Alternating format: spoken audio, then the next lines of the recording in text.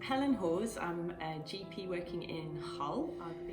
So our practice is in an area where there's a lot of Eastern European migrant workers, among others. We've also got sort of refugees, asylum seekers. So a lot of the consultations before COVID, when we were seeing people face to face, you'd have several consultations in a morning surgery with you, the patient and a translator. So I'm Bushra Ali, I'm a GP in Hull. I am also a board member for Hull CCG, which commissions healthcare services in Hull. When my patients sat in front of me, I want them to feel that they're having the same service that they would have had back in the 70s.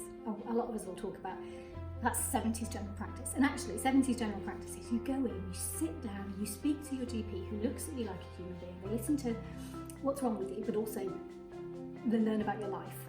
And then they tell you what's wrong or what could be better. And they give you some advice, and then you go away and you go back to your own life. And actually, I want all of my patient interactions to be like that, for patients to have the same experience of I spoke to somebody and I got advice back. But what's going on around that is completely different now to how it was when I started this practice.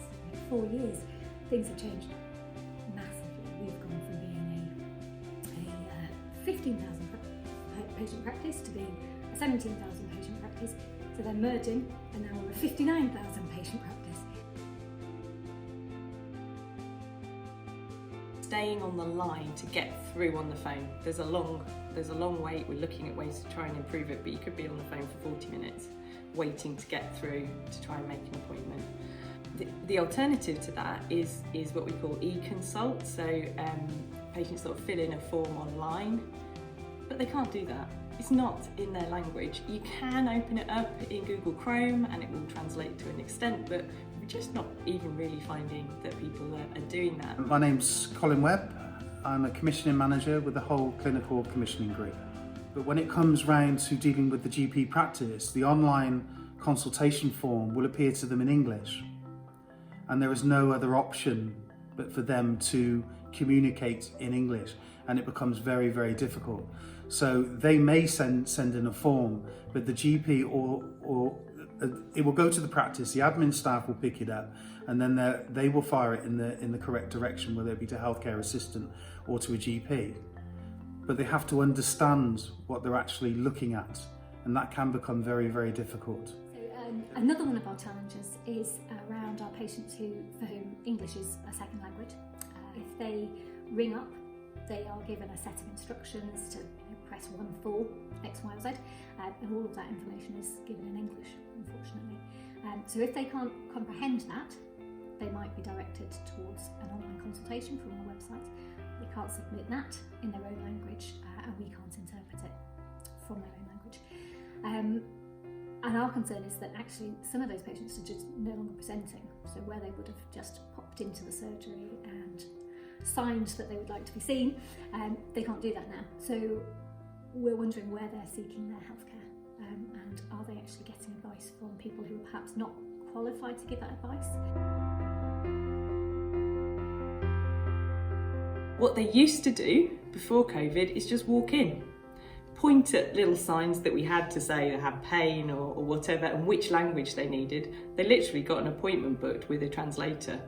But we're not doing that now because we're encouraging people not to come to the surgery because we don't want them to catch coronavirus.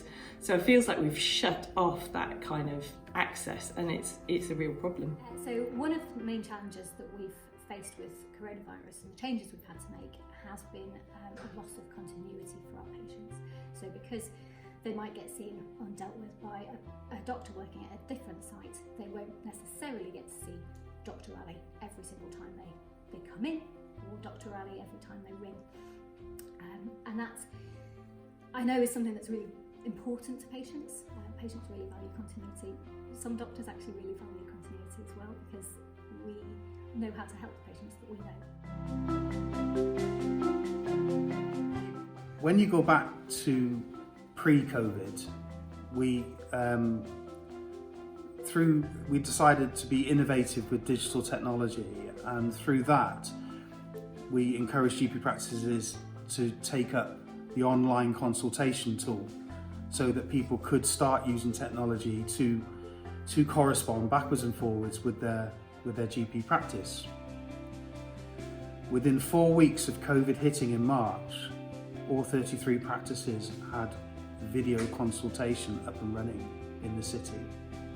So which gave another angle to be able to talk to, triage and deal with patients. One of the things I learned really quickly when I moved into general practice, particularly when I started at my practice and actually started to see more about the workings of general practice rather than just seeing patients, was that general practice is really, really good at innovating.